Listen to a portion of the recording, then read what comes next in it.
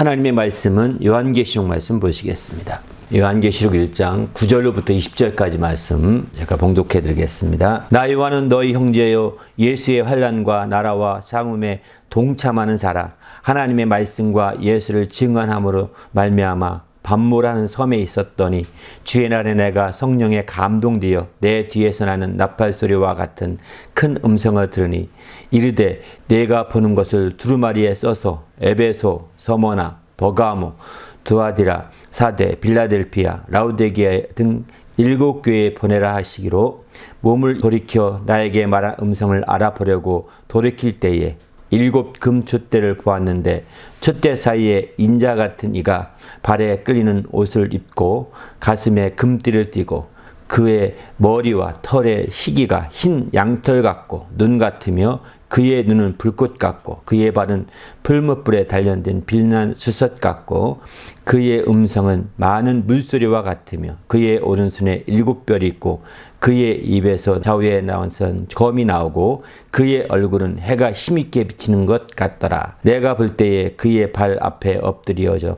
죽은 자같이 되매 그가 오른손을 내게 얹고 이르시되 두려워 말라. 나는 처음이요 마지막이니 곧 살아있는 자라. 내가 전에 죽었었노라. 볼지어다 이제 세세토록 살아있어 사망과 음부의 열쇠를 갖겠노니 그러므로 내가 본 것과 지금 있는 일과 장차 될 일을 기록하라. 내가 본 것은 내 오른손에 7별의 비밀과 또 7 금촛대라. 7별은 7교회의 사자요 7 촛대는 7교회니라. 아멘. 오늘은 이제 방어신앙과 덕 9번째 시간인데요. 마지막 결론으로 이제 2번 종합한다고 했는데 2번째 종합입니다. 지난 시간에는 소원과 물음표라고 하는 부제를 달았는데 오늘은 이제 감동과 느낌표 이렇게 부제를 달았습니다. 주제는 성령의 감동으로 덕을 이런 제목의 말씀을 붙이고자 합니다. 이 감동과 느낌이라고 느낌표를 한 것은 지금 한 9번째까지 저희 선교관을 이제 더덕으로 장식하고 했던 모든 것들 하나하나를 좀 이렇게 말씀을 드리는 거거든요. 마지막은 이제 우리의 성경을 앞면에 보게 되면 옆집과 사이에 단장같이 만든 게 하나 있습니다. 그건 뭐냐면 이렇게 작은 아치로 만든 화단인데 그게 느낌표를 만들려고 일부러 만들었습니다. 왜 그럼 느낌표를 화단을 이렇게 만들었느냐? 더덕으로 바로 감동을 주는 교회가 되고 싶었습니다. 감동을 주는 교회, 감탄할 수 있는 교회, 감격을 줄 수 있는 그런 교회가 되고 싶은 게 사실은 희망상이고 목표이고 기도 제목입니다. 우리 교회가 시작하면서 물음표는 언젠가 답을 줄 수 있는 교회, 무엇이든지 답을 줄 수 있는 교회, 또 느낌표는 무엇인가 감동을 줄 수 있는 교회, 이렇게를 2가지 큰 마음속에 목표를 가지고 이렇게 시작했는데 그런 걸 어떻게 잘 표현할 수 있을까 하다가 어느덧 하다 보니까 이렇게까지 됐습니다. 지난 시간에 말씀드린 것처럼 물음표는 답을 줄 수 있는 교회인데 이렇게 하기 위해서는 주님의 물음에 우리가 민감해야 되겠다는 겁니다. 주님의 물음에 민감하게 정말 분명하게 답을 할 수 있는 사람이 되어야 다른 사람의 물음에도 답을 줄 수 있지 않겠습니까? 주님께서 묻는데도 답도 안 하는데 주님께서 질문하시는 그 질문 앞에서도 제대로 답할 수가 없는데 어떻게 다른 사람에게 제대로 답을 해줄 수 있겠습니까? 그러니까 우리가 정말 주님께 질문에 민감해야 되겠다는 거예요. 특별히 주님께서 지난 시간에 질문했던 것은 내가 무엇을 원하느냐? 주님이 이렇게 묻는다라고 초점을 두고 주님이 물었던 대표적인 질문 중에 하나거든요. 내가 너에게 무엇을 하여 주기를 원하느냐? 무엇을 원하느냐? 이렇게 주님이 물으신다면 내 소원이 무엇이냐고 물으신다면 우리는 통일하고 말하지 말고 우리의 소원은 다른 게 아닙니다. 우리의 소원은 주의 뜻을 이루고 주의 소망을 따라 나가는 거거든요. 할렐루야. 바로 주님의 뜻대로 되는 것이 우리의 소원인 거예요. 그건 예수님의 소원이었고 우리의 소원이기도 합니다. 내가 많은 소원들이 있지만 그 모든 소원은 하나님의 뜻이 이루어가는 데 중요한 것이죠. 반면에 오늘 나누고자 하는 것은 감동을 주는 교회, 정말 느낌표를 가진 교회, 이렇게 좀 생각했던 건데 이것은 바로 무엇을 의미하냐면 이제 우리가 감동을 주려면 감동 줄 게 무엇인가 있어야 되잖아요. 근데 감동 줄게 있으려면 인간의 재물로도 감동 줄 수 있고 인간의 재능으로도 감동 줄 수 있고 인간의 많은 것들을 통해서 감동을 줄 수 있습니다. 하지만 더 중요한 것은 하나님의 감동을 받아야 진정으로 감동을 줄 수 있다는 겁니다. 할렐루야. 하나님의 감동을 받지 못하면 다른 사람을 감동시키는데 한계가 있는 겁니다. 하나님의 감동을 받은 사람은 지속적으로 감동을 줄 수 있는 자가 될 수 있거든요. 그러나 재물은 주면 그만입니다. 어저께까지 재물 줄 때는 잘 말 듣고 감동하고 막 좋아하더니 금방 재물 안 준다고 삐지는 사람 한두 명이 아니잖아요. 그렇게 세상은 감동 주는 건 일시적인 거예요. 일시적인 감동이 아니라 영원한 정말 계속적인 감동을 주기 위해서는 하나님의 감동을 받아야 합니다. 할렐루야. 하나님의 감동이 있는 사람이 돼야 되는 거죠.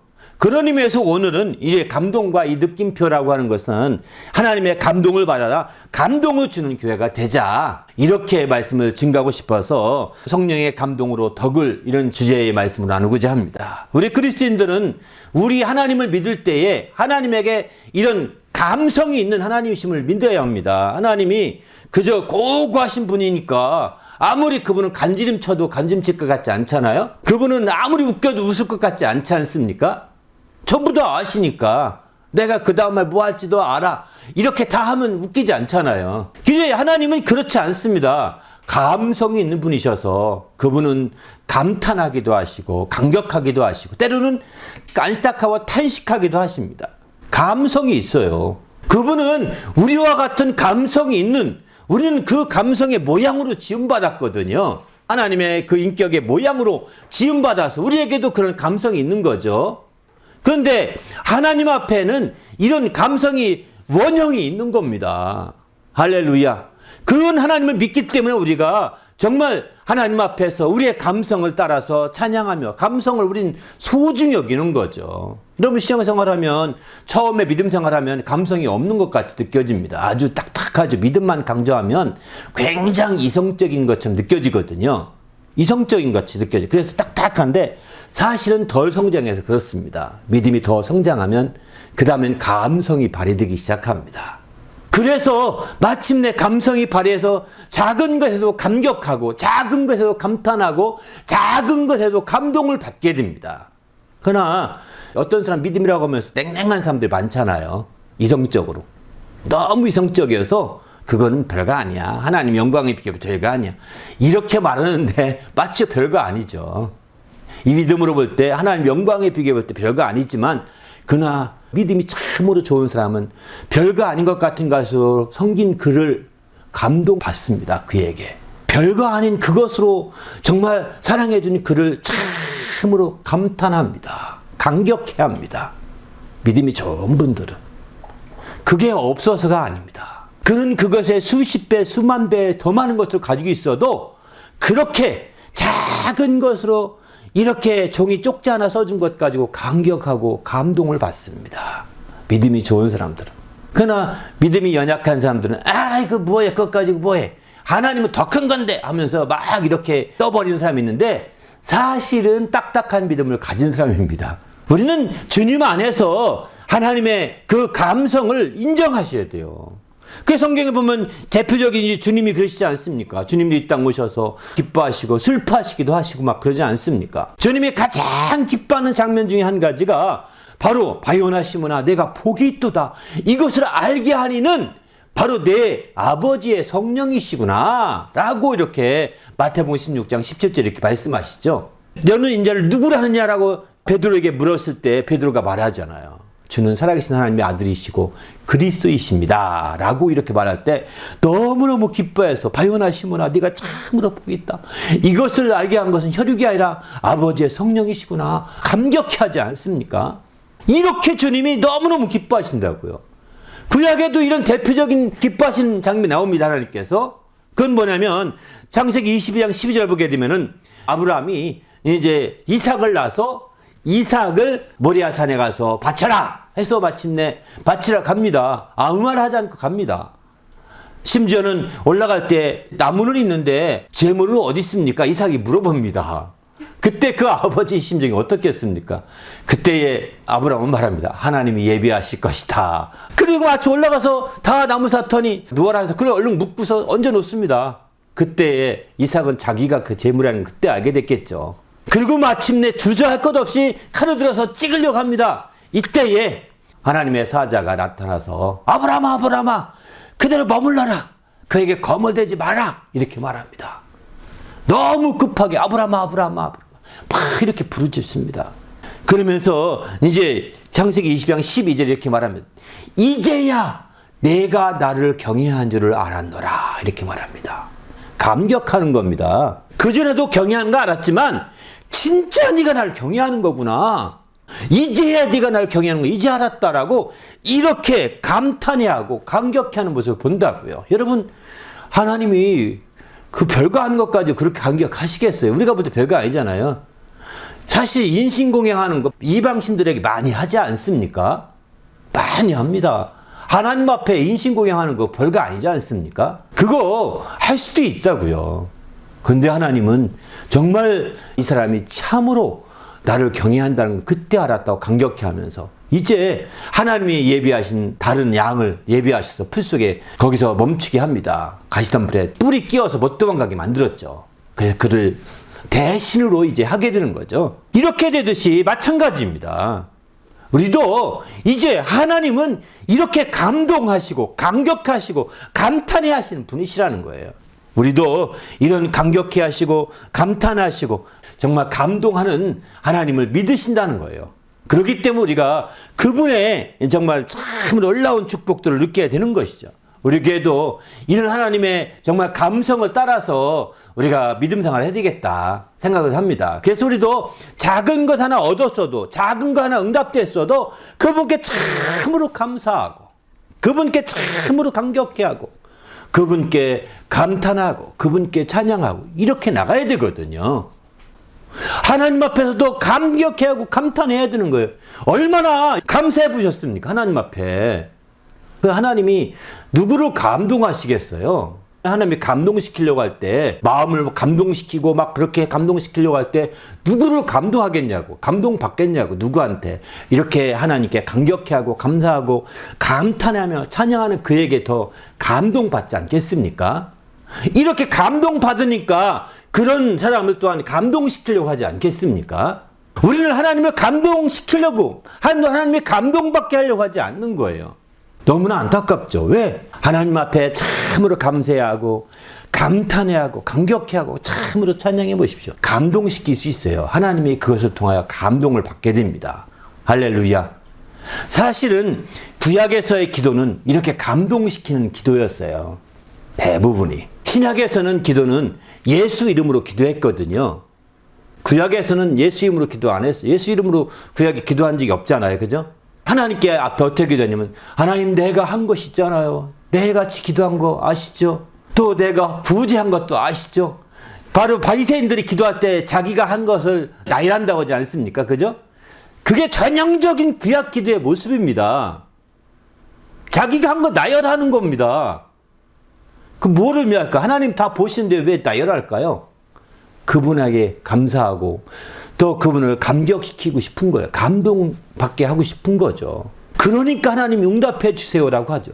우리가 대표적으로 히스기야가 기도합니다. 병이 걸려서 이제 죽게 되었어요. 진짜 히스기야는 훌륭한 믿음의 군주였어요. 그런데 병이 걸려 죽게 되어서 하나님께 눈물을 뿌리며 기도합니다. 하나님, 제가 한 것을 기억하셔서 좀 살길 길을 열어달라고 병을 고쳐달라고 기도합니다. 제가 한 일을 기억하셔서 눈물로서 그걸 호소합니다. 히스기야 한 일은 그야말로 하나님을 감동시키기에 충분한 일이었습니다. 그리고 그 일로 마침내 하나님께서 응답하십니다. 선지자를 보내서 내가 너의 병을 고쳐주기로 결심했노라. 증거를 네가 말해봐라. 그러니까 그러면 해를 뒤로 15도를 가게 해주십시오. 그래서 해가 뒤로 15도 갔답니다. 이게요 지금 그 나사에서 이걸 증명했다고 합니다. 나사에서. 실제 과학적으로도 달을 쏠 때에 정상적인 시뮬레이션을 쓰면 안 되고 15도 뒤로 가게 쏴야 된답니다. 그래야 정확히 딱 들어가지. 그냥 쐈더니 시뮬레이션대로 쐈더니 15도가 빗나가더라는 거예요. 왜 15도가 빗나갈까? 그래서 알고 봤더니 바로 해를 15도 뒤로 늦춘 것이 히스기야 때 있더라는 그 기록 따로 했더니 15도 늦췄더니 정확히 들어가더라는 겁니다.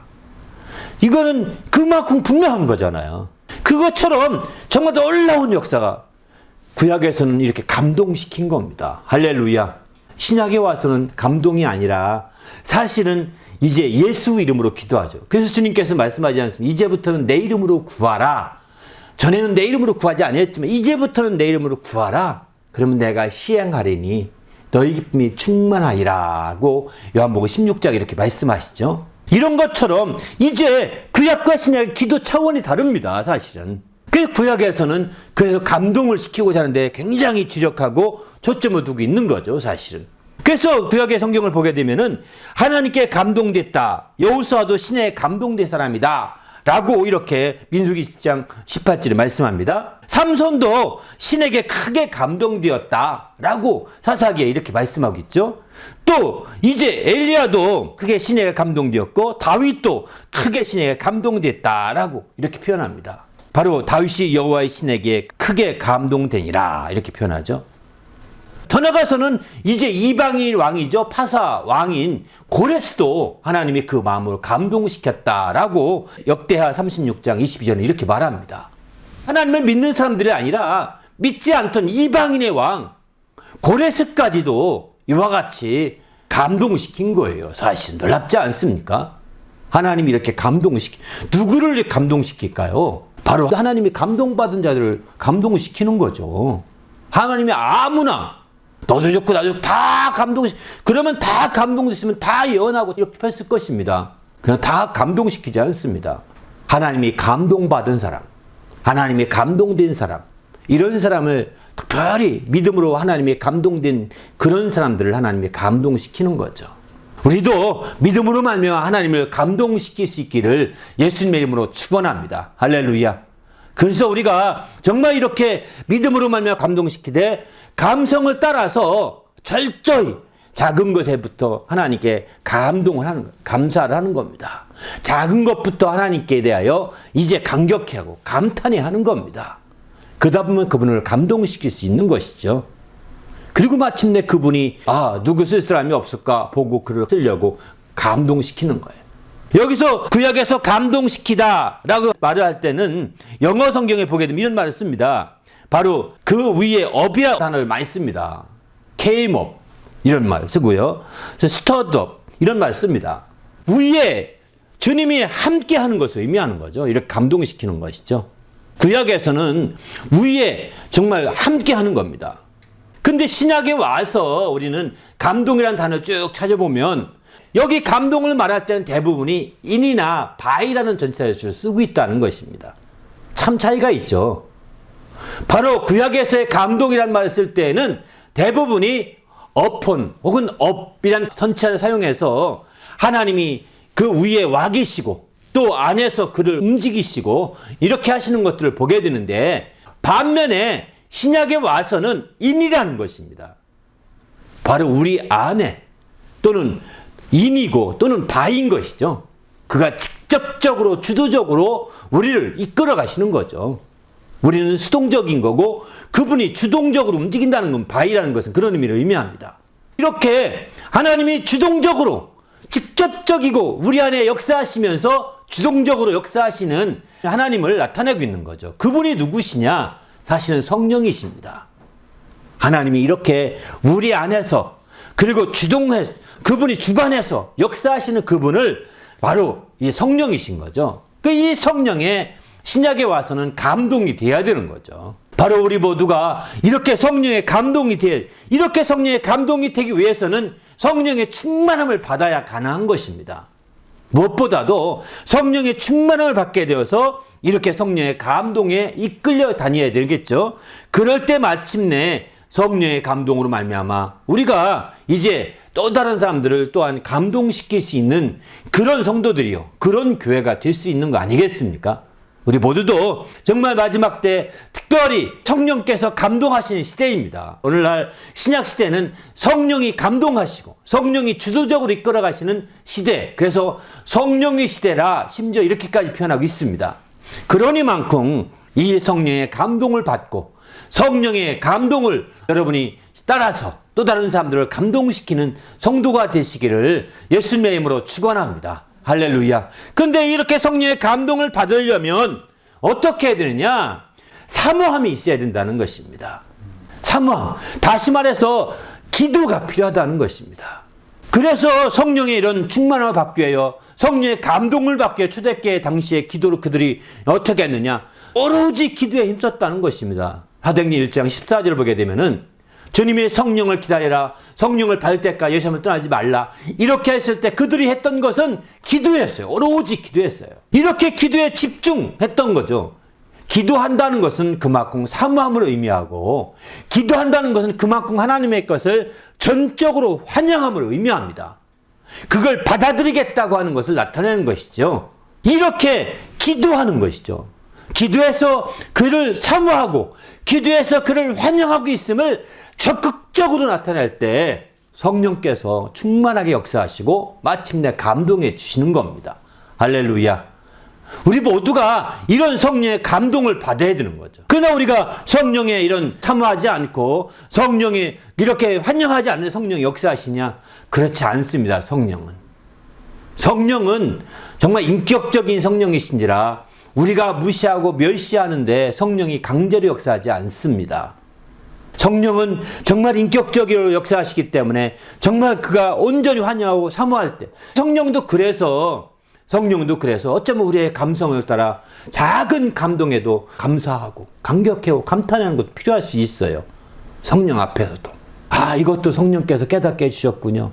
이것도 알게 해주셨군요. 자꾸 인정하고 감사해하고 감격해하고 감탄해하고 이게 필요한 거죠. 그럴 때에 마침내 성령이 더 감동을 받을 수 있게 되는 것이죠. 그러나 더 중요한 것은 기도를 통하여 사모하고 환영해야 된다는 것입니다. 그럴 때에 신약에 와서는 놀랍게 역사해요. 이 기도에는 무엇이 사용되죠? 예수 이름이 사용되기 때문에 예수 이름이 사용되어 기도할 때 예수 이름으로 보내주시는 성령이 크게 역사하시고 감동해 주시는 것이죠. 사실은. 그래서 우리는 예수 이름으로 오시는 성령을 예수 이름으로 기도해서 환영하는 겁니다. 사모하는 겁니다. 그럴 때 마침내 하나님의 놀라운 성령의 감동을 또한 하나님의 감동을 직접적으로 우리 안에서 경험할 수 있고 그분이 주도해가는 것을 우리 안에서 체험할 수 있게 되는 거죠. 우리 모두도 이제 하나님의 이와 같은 감동을 받으시고 성령의 감동을 받으시는 성도가 되시기를 예수님의 이름으로 축원합니다. 할렐루야. 그래서 우리가 적극적인 면에서 이렇게 하나님의 모든 역사하심 앞에 우리가 적극적인 감동을 보내야 되는 거예요. 무엇보다 작은, 특별히 성령으로 말미암아 이제 감동시킬 때 하나님께서 작은 영감이라도 성령에 감동해 주시면 영감이 풍성해지거든요. 이 영감을 소중히 여겨야 된다는 겁니다. 작은 영감이 떠올라도, 작은 아이디어가 생각나도, 작은 지혜가 떠올라도 성령께서 나에게 주신 이게 지혜였구나. 적극적으로 그 인정하고 그것을 소중히 여겨서 작은 말씀이 생각나도 그 말씀을 적극적이고 소중히 여겨서 그걸 순종해 가야 되는 거죠. 그걸 따르고 순종하고 귀하게 여길 때에 성령께서 그를 더 흔쾌하게 감동해 주시고 더 적극적으로 밀어주시고 인도해 주시는 거죠. 성령의 감동이 예수를 완전히 몰고 다니십니다.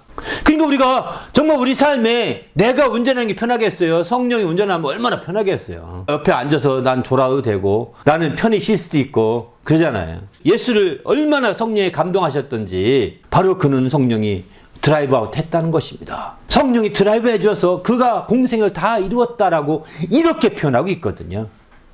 그렇기 때문에 우리는 주님 안에서 성령이 이런 감동, 이와 같이 깊은 감동까지 받을 수 있어야 되는 거죠. 그럴 때 마침내 하나님의 놀라운 역사가 펼쳐지는 거죠. 이제 신약시대에 와서 성령이 임하시고 성령이 충만함을 받고 이런 큰 감동이 넘치게 될 때 그들은 어떻게 살았느냐? 사도행전 2장에 보게 되면 이렇게 말합니다. 믿는 사람이 다 하나님과 함께 있어 모든 물경을 서로 통용하고 또 재산과 소유를 팔아 각 사람의 필요에 따라 나누어주며 날마다 마음을 같이하며 성전에 모이기를 힘쓰고 집에서 떡을 띠며 기쁨과 순전한 마음으로 음식을 먹고 하나님을 찬미하며 또 백성에게 칭송을 받으니 주께서 구원받는 사람의 날마다 더하게 하시니라 이렇게 표현하죠. 그렇습니다. 이게 맨 처음 성령 충만을 받고 성령의 감동을 받은 자들이 성령이 주도해서 이렇게 드라이브 해줄 때 나타난 모습입니다. 여러분, 성령이 감동을 받아 정말 성령이 드라이브해 주는 것 같이 사는 사람들이라고 한다면 이렇게 살 수 있습니다. 오늘날에는 너무나 많은 분야가 사유화가 되어 있습니다. 개인주의로 흘러가고 사유화를 강조합니다. 그러나 성경은 말합니다. 우리는 주님의 몸이기 때문에 몸 안에서는 공유하거든요. 몸에 피가 공유되잖아요. 그죠? 신경이 공유되잖아요. 다 공유거든요. 공유가 되는데 이게 안 된다는 거예요. 주님의 교회가 오늘날에 가장 안 되는 게 공유입니다. 만일 주님의 교회가 정말 함께 이렇게 공유만 될 수 있다면 교회는 구원은 될수록 날마다 더할 것입니다. 성령의 감동을 따라 움직이지 않는 겁니다. 제각기 사유화를 전제로 하고 사유화에 초점 두고 사는 것이죠. 우리는 주님 안에서 정말 우리가 공산주의를 지향하는 것이 아닙니다. 기독교는 공산주의와 정반대죠. 우리는 그렇지만 몸 안에서는 함께 공유하죠. 가정 안에서 함께 공유하지 않습니까? 가정이 한 몸이기 때문에, 그죠? 교회가 한 몸이기 때문에 교회 안에서는요, 이렇게 정말 함께 공유할 수 있는 그런 길이 열려가야 되는 거예요. 할 수만 있다면. 모든 거 다. 그럴 때에 교회는 오지 말래도 올 것입니다. 지금 시대에 어떻게 전도하냐고요? 공유하는 길밖에 없습니다. 세상은 점점점 문턱이 높아지고 다 비밀. 여러분 하다못해 셀폰까지 각각 다 비밀을 두어서 못 열어보게 만들잖아요. 아니 그게 도대체 무엇가 있길래 그것 못 열어보게 다 그렇게 합니까? 가족끼리도 셀폰 공유를 못 합니다. 왜? 그 공유했다 큰일 난데 부부지간에 공유하면 큰일 난다고 하지 않습니까? 비밀이 많은 거예요. 사유가 많은 거예요. 아니 한 몸입니까? 우리는 주님 안에서 정말 함께 나누고 함께 할 때 하나님의 역사는 놀랍게 될 수밖에 없는 거거든요. 그렇게 될 때 덕이 되는 것이고 그렇게 될 때 마침내 정말 그들이 승리해서 방어신앙이 성공하게 되는 겁니다. 할렐루야.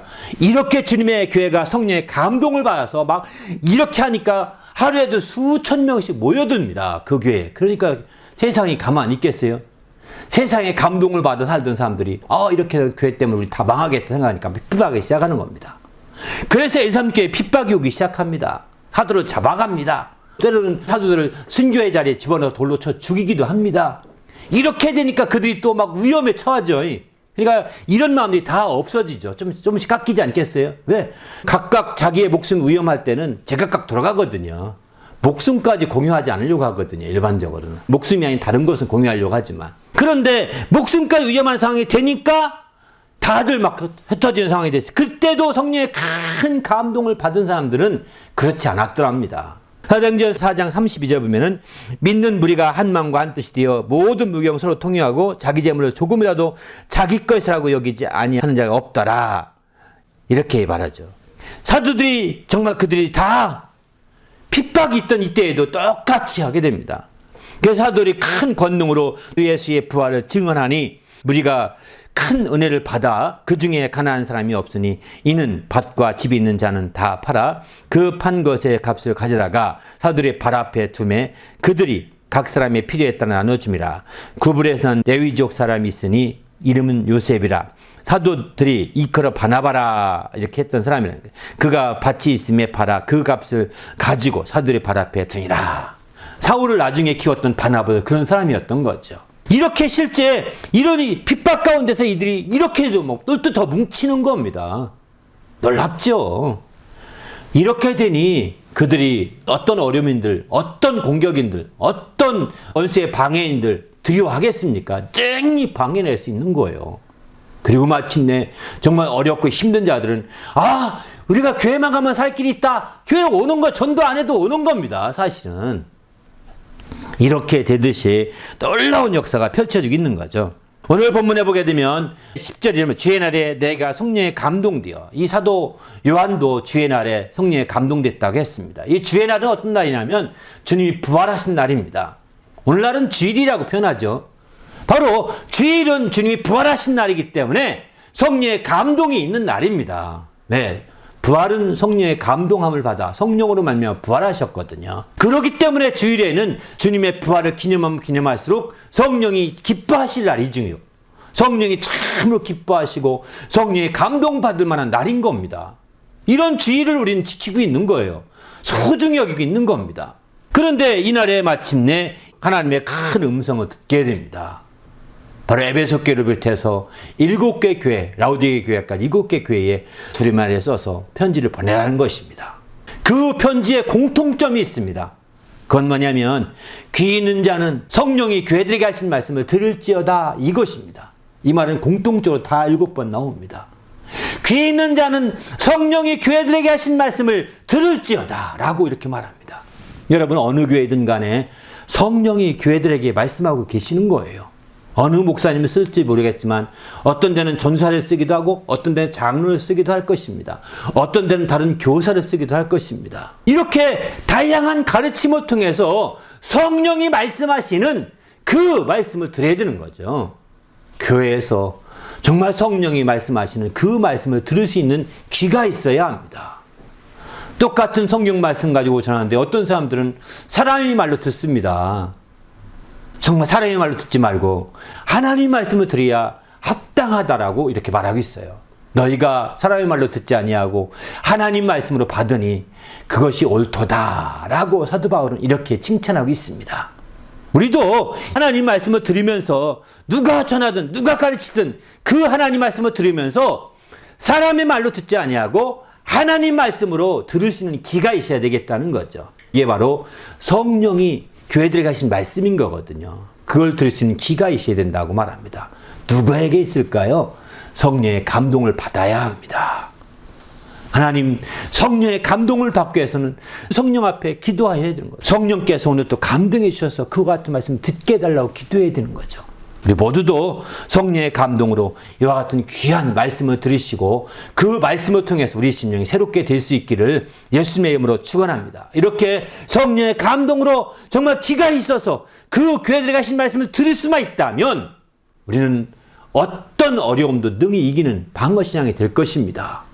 그리고 마침내 우리가 함께함으로 말미암아 많은 덕을 세울 수 있게 됩니다. 그래서 초대교회와 같은 놀라운 역사가 주님의 교회 안에 넘칠 수 있습니다. 작은 교회나 큰 교회나 상관이 없습니다. 어느 교회든 간에 교회가 이렇게 서로가 함께함으로 말미암아 정말 주님 안에서 함께 똘똘 뭉치고 함께하는 교회가 된다면 그 교회는 놀랍게 역사하는 것을 보게 됩니다. 반면에 분열하는 교회는 얼마 가지 못해서 교회가 다 무너져가는 것을 보게 됩니다. 우리 모두도 이제 주님 안에서 철저히 성령의 감동을 받아 함께 하십시다. 할렐루야. 그러나 세상의 감동을 받으면 분열될 수밖에 없을 것입니다. 세상의 감동, 세상의 지혜를 쳐버리고 오직 성령의 지혜로, 성령의 감동으로 온전히 새롭게 되어서 덕을 세우고 승리하는 성도가 되시기를 예수님의 이름으로 축원합니다. 함께 기도할 때 하나님, 내가 철저히 성령의 감동을 받아서 감동을 줄 수 있는 그런 성도가 되게 해달라고, 성령의 감동이 충만한 교회가 되어서 감동을 줄 수 있는 교회가 될 수 있도록 인도해 달라고 간절히 기도하겠습니다.